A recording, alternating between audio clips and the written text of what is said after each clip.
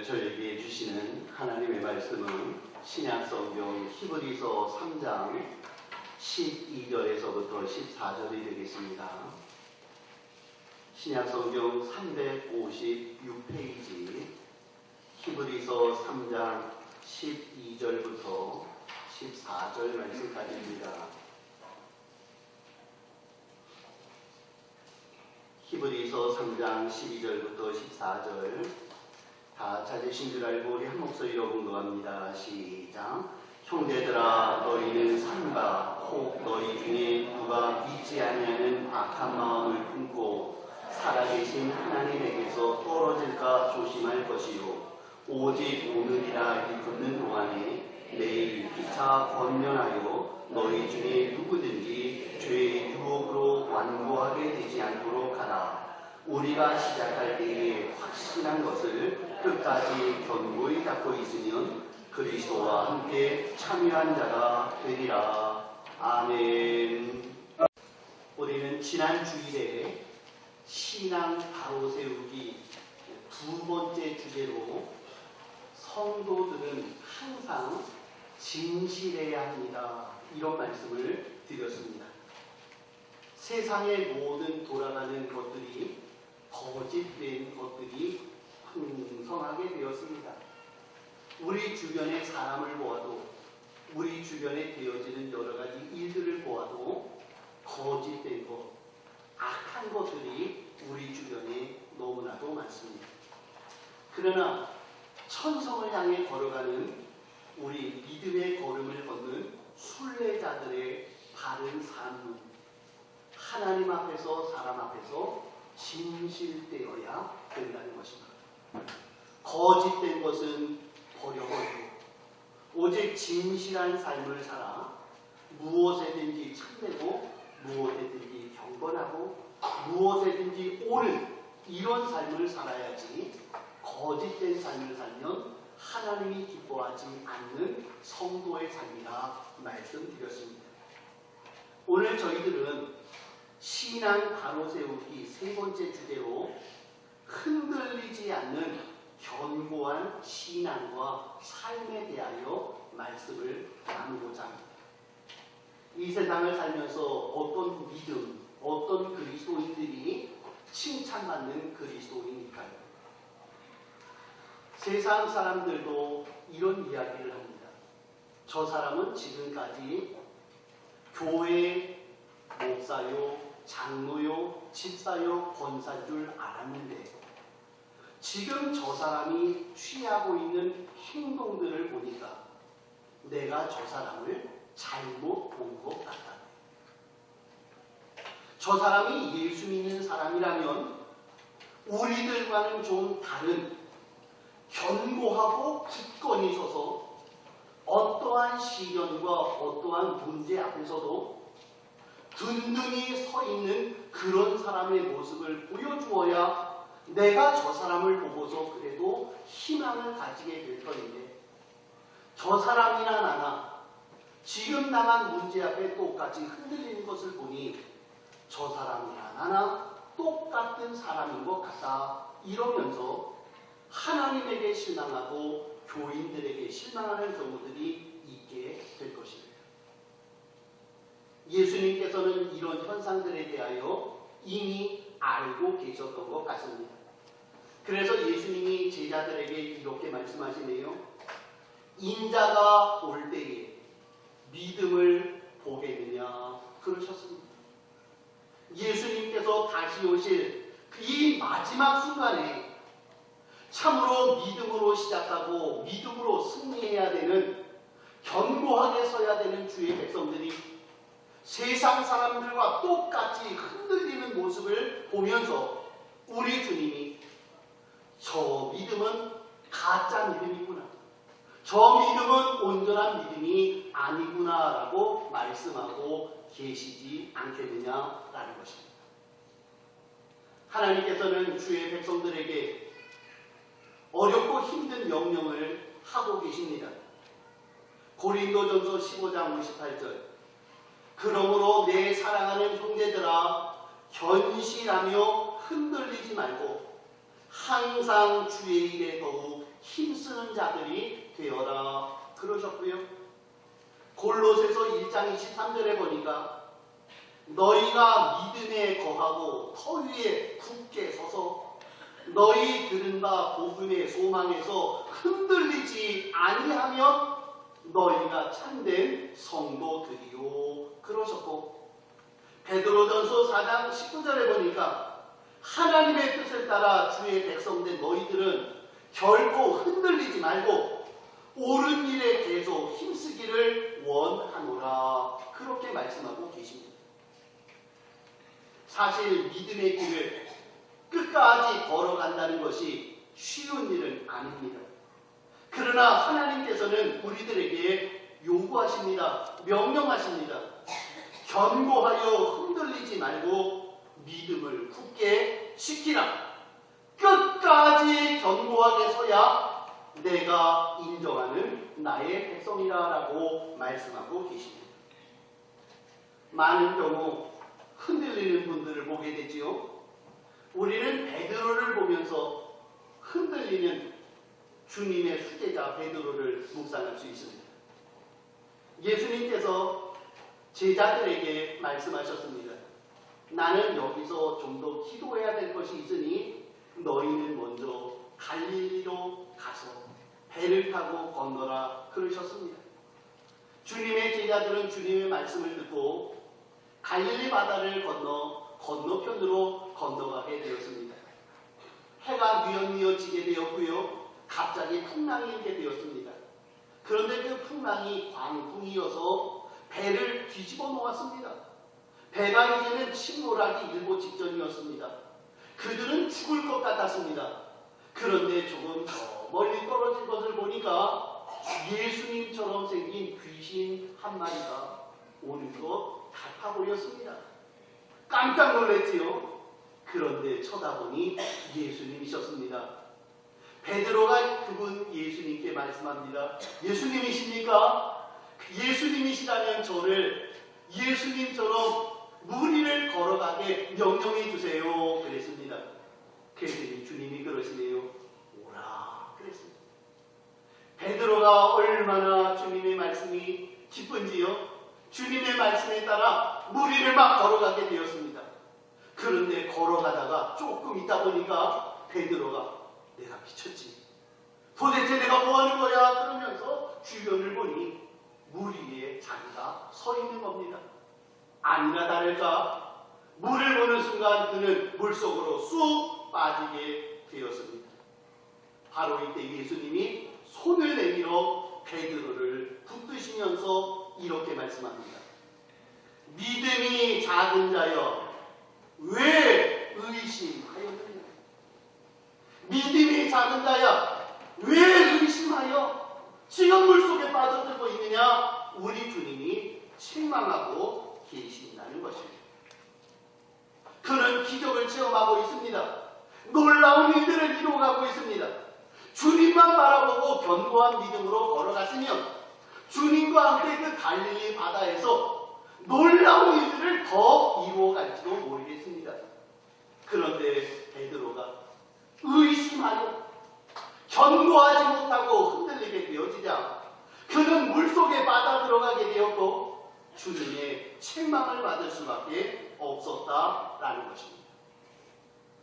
사랑하는 성도 여러분, 우리 성도님들 2부 예배 나오신 우리 귀한 종들 한번 우리 자신을 돌아볼 수 있기를 바랍니다.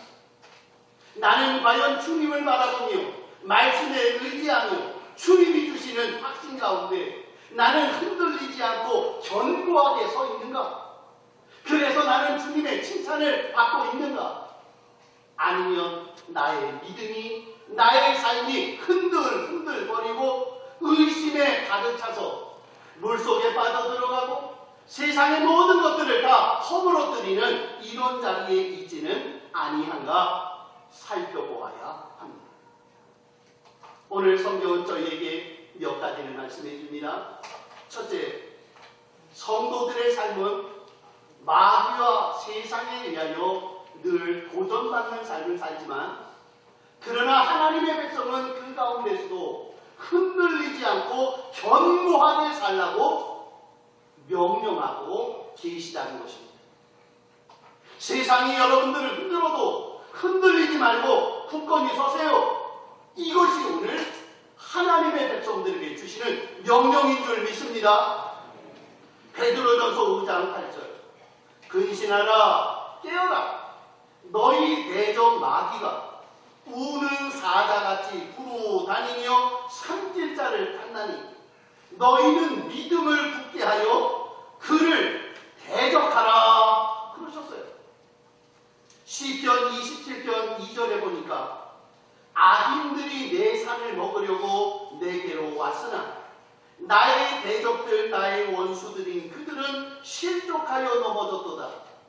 군대가 나를 대적하여 진칠지라도 내 마음이 두렵지 아니하며 전쟁이 일어나 나를 치료할지라도 나는 여전히 태연하리로다 그러셨어요.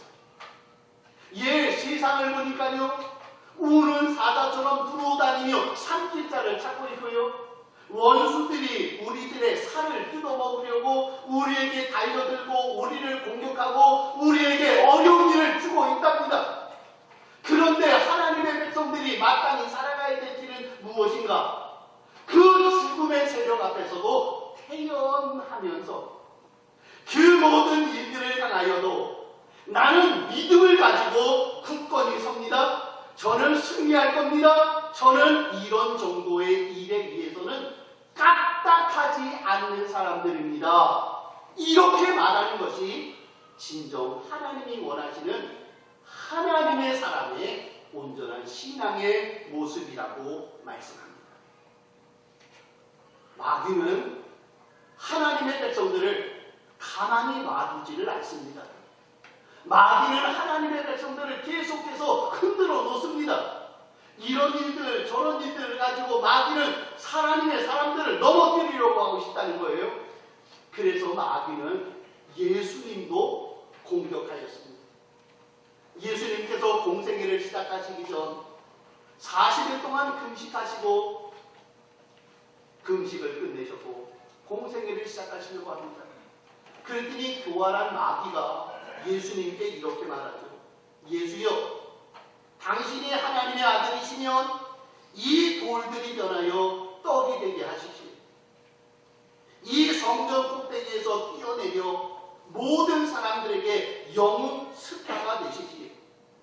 내게 절하면 이 세상 만국의 모든 권세를 당신에게 드릴 테니 나에게 경배만 하십시오. 그랬습니다. 예수님께서는 마귀의 유혹, 마귀의 시험, 마귀가 자신을 흔들고 있는 그 상황 가운데에서 우리 주님께서 어떻게 대처하셨습니까? 사탄아! 물러가라! 악한 자야! 네가 어찌 하나님의 말씀을 가지고 장난질을 치고 있느냐? 성경에는 말씀하기를 사람이 떡으로만 사는 것이 아니라 하나님의 입에서 나오는 말씀으로 산다고 하셨거늘 어찌하여 네가 나에게 떡 가지고 살라고 말씀하고 있느냐? 그러시면서 우리 주님은 심지를 딱 세우고 중심을 세우시면서 결코 흔들리지 않는 온전한 삶을 살아오셨습니다. 예수님은 흔들리지 않으셨어요. 마귀의 시험 앞에서 결코 요동치지 않았다는 것입니다. 마귀는 예수님에게는 상대가 안 된다고 생각하니 이제 예수님을 상대하는 것은 뒤로 하고 이제 우리 성도들에게 접근하여 공격하며 우리를 넘어뜨리려고 합니다. 그러나 하나님은 우리에게 명령하십니다. 결코 시험 앞에, 결코 마귀 앞에 흔들리지 마세요. 견고하게 서세요. 온전히 서세요라고 말입니다. 우리는 홍해바다 앞에 서 있던 이스라엘 백성들을 봅니다. 이스라엘 백성들은 너무나도 두려웠습니다.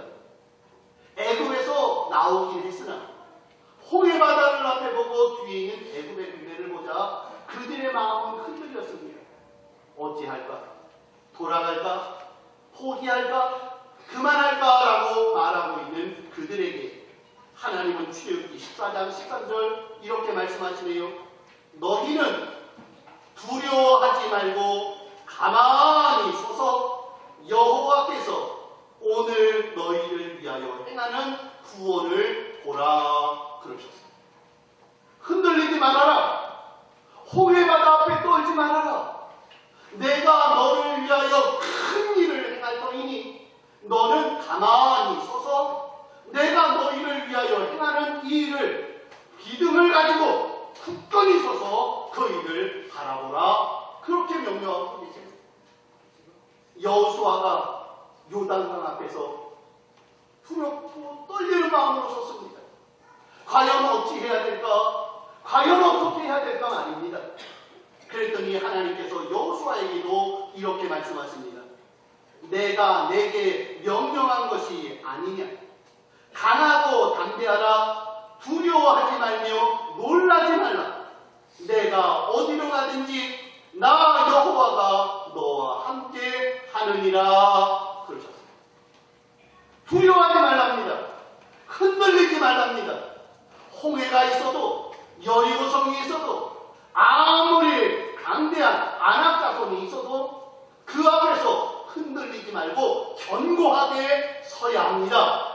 이것이 하나님의 백성에게 주신 명령인 줄 믿습니다. 오늘 6월 2일입니다.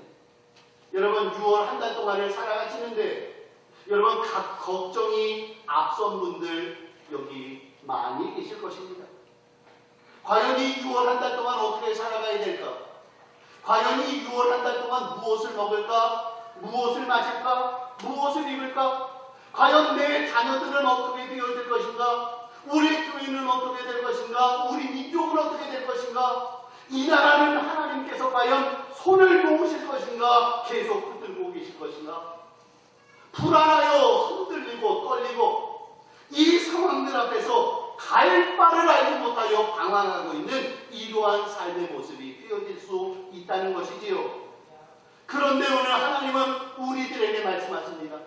다른 사람들이 아니라 우리 성함 성도님들 이부 예배에 나오셔서 주의 말씀을 묵상하는 주의 종들에게 오늘 말씀하십니다. 흔들리지 마세요. 견고하세요. 온전히 서세요. 붙들어야 됩니다. 믿음을 가지고 살아가야 됩니다. 결코 세상 앞에서 믿음 앞에 믿음으로 굳게 서고 우리가 가졌던 뜻을 흔들지 말고 하나님 앞에 온전히 서야 한다고 말씀하고 계십니다. 갈대처럼 흔들리지 말아야 합니다. 우리는 뿌리 깊은 나무처럼 견고히 서야 되고 하나님이 우리를 통하여 어떤 일을 이루실지를 하나님 앞에서 여러 사람들 앞에서 문제 앞에서도 흔들리지 않고 견고히 서서 그 일들을 당당하게 감당하는 종들이 되어야 된다는 것입니다. 그런데 성경에 보니 문제 앞에서 흔들린 여러 사람들이 있습니다. 그 중에 대표적인 사람이 아브라함입니다. 여러분 아브라함의 별명이 뭐죠? 믿음의 조상입니다. 사실 그는 75살의 부름을 받아 무려 2000km나 되는 그 거리를 하나님의 말씀 하나 붙잡고 믿음으로 달려왔던 사람입니다. 하나님께서 그에게 말씀하기를 하늘의 별처럼 땅의 모래처럼 너의 자식이 많게 하리라. 이 말씀을 끝까지 붙들고 살려고 했던 사람이 아브라함이었습니다. 아브라함의 믿음은 참으로 훌륭한 믿음이었습니다. 그런데 아브라함의 믿음이 흔들렸어요. 아브라함이 견고하지 못하였답니다. 왜 그렇습니까?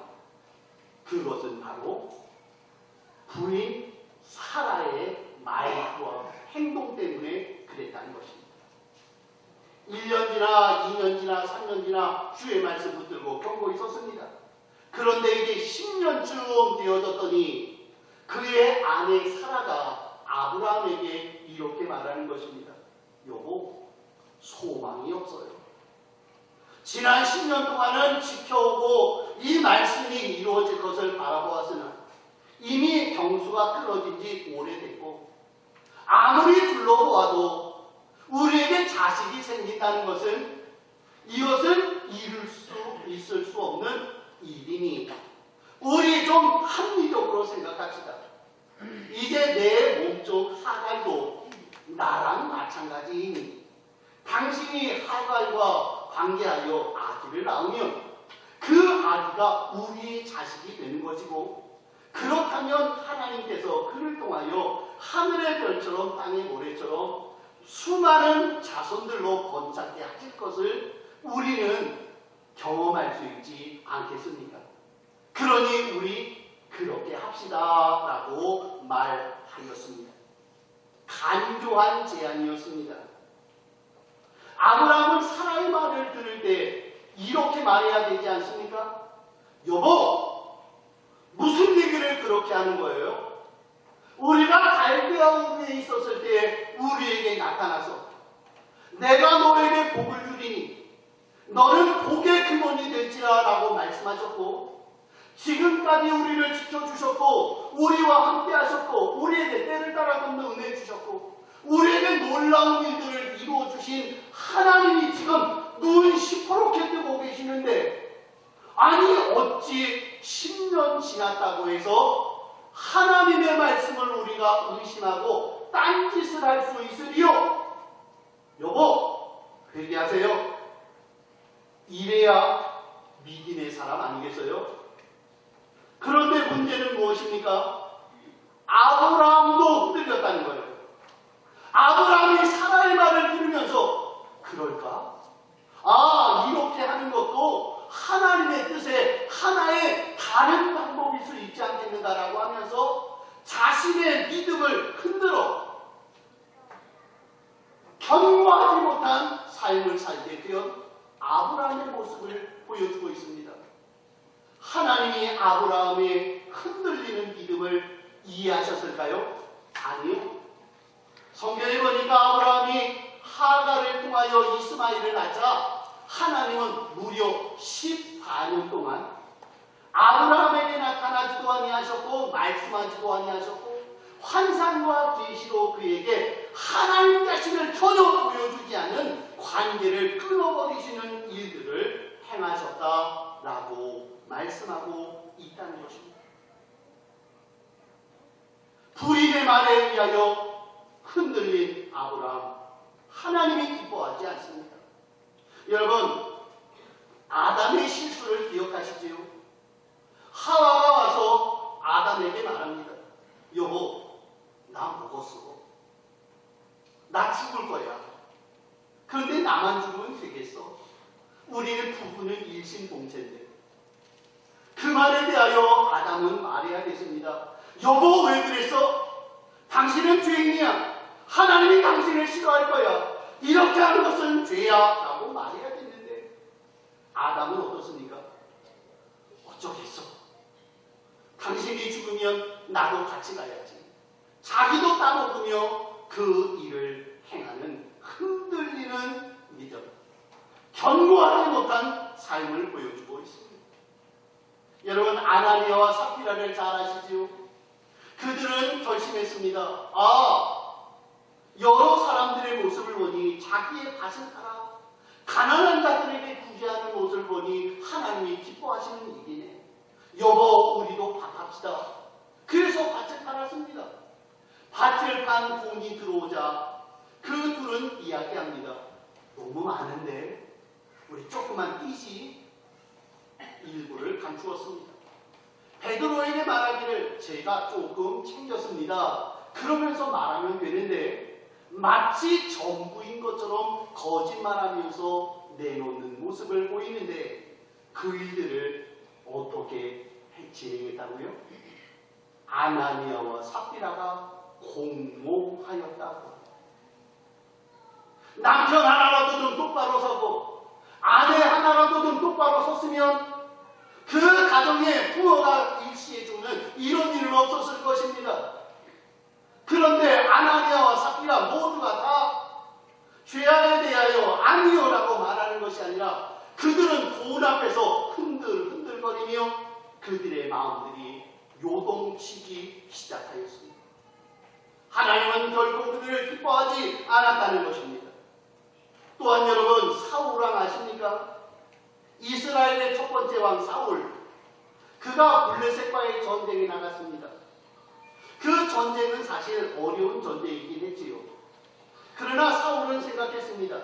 하나님이 함께 하시면 이 전쟁이 하나님의 전쟁으로 승리할 수 있지 않겠는가. 그러니 사무엘이요, 빨리 오셔서 기도해 주시기 바랍니다 그랬습니다. 사무엘이 오는데 조금 지체가 되어졌어요. 정한 시간에 왔긴 했습니다. 근데 지체되어지는 그 중에 어떤 일이 벌어졌지요? 이스라엘의 군대가 흩어지기를 시작했다는 겁니다. 지금 상황을 보니 블레셋 군대는 앞에 있는데 이스라엘 백성들이 자꾸 흩어집니다. 군사들이 흩어집니다. 그랬더니 사울의 마음이 어떻게 됐어요? 흔들렸다는 겁니다. 어떡하지? 사무엘은 아직 안 왔고 백성들은 흩어지는데 그러면 나라도 제사해야 되겠다라고 하면서 하나님께 그가 하지 말아야 될 번제를 올려드리는 모습을 봅니다. 하나님은 그에게 말씀합니다. 왜 기다리지 못했느냐? 왜 견고하게 믿음을 가지고 끝까지 지키지 못했느냐라고 우리 주님이 그를 책망하시고 그를 버리신 것입니다. 사랑하는 성도 여러분, 우리는 현실을 지나면서 이런 얘기들을 합니다. 환경 때문에, 상황 때문에, 누구 때문에, 뭐 때문에 신앙생활 못할 것 같아요. 아니면 누구 꼴보기 싫어가지고요.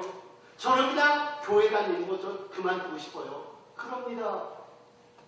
우리 주님이 그에게 뭐라고 그러시겠어요? 아니 흔들리지 말고 견고하게 서야 되는 하나님의 백성인데 너 또 흔들렸구나. 너 그 사람 때문에 흔들렸구나. 너 이 상황 때문에 흔들렸구나. 너 이런 일들 때문에 또 흔들리고 있으니 내가 너를 기뻐하지 못하겠노라. 그러시나요? 사랑하는 성도 여러분, 견고하지 못하고 흔들리는 것은 주님이 기뻐하는 바가 아닌 줄 믿습니다. 흔들리지 마세요. 견고하게 서야 합니다. 성경에서는 견고하게 선 주의 백성을 하나님은 너무나도 기뻐하세요. 그 대표적인 예가 누굴까요? 욥입니다. 여러분, 욥이라는 사람에 대한 가장 대표적인 표현이 뭡니까? 욥은 의인이요, 욥은 완전한 사람이었습니다. 그는 지금까지 완벽하게 살아왔고 사람들에게 칭찬을 받고 인정을 받고 하나님의 자랑거리가 되어진 사람이 욥이었습니다. 그런데 욥에게 시련이 닥쳐왔지. 그가 가진 모든 재산 다 날아갔습니다. 심지어 그의 자식들 10명 다 죽었습니다. 그는 악한 질병이 그를 공격하여 그의 몸이 정수리부터 시작하여 발끝까지 싹 종기로 인하여 기와장을 갖고 긁어야 될 정도의 아픈 상황에 빠지게 되었답니다. 그런 상황을 가장 가까이서 보았던 욥의 부인이 욥을 보고 뭐라고 합니까? 여보, 이래도 하나님을 믿을래? 하나님을 욕하고 죽어? 하나님 저주하고 죽으라고 하는 것이 가장 가까이서 보고 있는 흔들리는 욥의 부인의 고백이었습니다. 사실 욥도 흔들릴만 했겠지요. 그런데 욥이 이렇게 고백합니다. 내가 모태에서 알몸으로 나왔사온즉 또한 알몸으로 그에게로 돌아가올지라. 주신 자도 여호와시요 거두신 이도 여호와시니 여호와의 이름이 찬송을 받으실지어다. 여호와의 이름이 찬송을 받으실지어다. 하나님이 지금까지 지켜주셨고 하나님이 지금까지 도와주셨고 하나님이 지금까지 허락해 주셨는데 내가 어찌 지금 이 문제 앞에서 흔들리고 견고함을 내가 놓을 수 있으리요? 아니요, 나는 죽어도 끝까지 주님을 따르겠습니다. 이것이 주님이 인정하시는 복된 성도의 모습인 줄 믿습니다. 우리 성도님들이 그렇게 사셔야 된다는 거예요. 또 하나 우리가 생각할 점이 하나 있어요. 그것은 뭐냐면 수로보니게 여인입니다. 사실 이 수로보니게 여인, 그는 예수님 앞에 자기 딸 문제를 가지고 나왔어요. 자기 딸이 자꾸 귀신 들려서 이상한 일들이 벌어지니까 예수님께 나와서 예수님께 간구합니다. 예수님, 제 딸 좀 고쳐주세요. 제 딸 좀 주님 불쌍히 여겨주세요. 그랬습니다. 사실 예수님께서는 다른 사람들에게 너무나도 친절하셨잖아요. 다른 사람들이 아픈 자리에 있으면 그에게 찾아가시고 그를 만져주시고 그를 위로해 주시고 그러셨잖아요. 그런데 예수님께서는 유독 이 수로보니게 여인에게만큼은 예수님이 이렇게 말씀하십니다.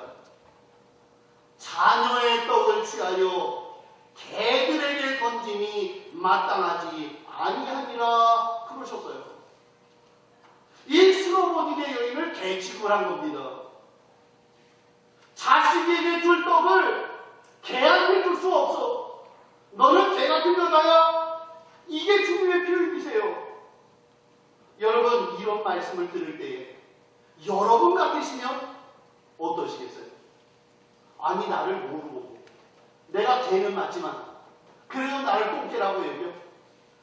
저분하고 내가 같이 있을 수 없어. 그러면서 주님을 향해 달려왔던 그의 믿음과 그의 확신과 결단은 흔들릴 수밖에 없었다는 것입니다. 그런데 이 수로보니게 여인, 그가 예수님께 이렇게 말하네요. 주여, 올소이다마는 개들도 제 주인의 상에서 떨어지는 부스러기를 먹나이다 그랬어요. 무슨 말씀이에요? 그의 믿음이 흔들리지 않아요.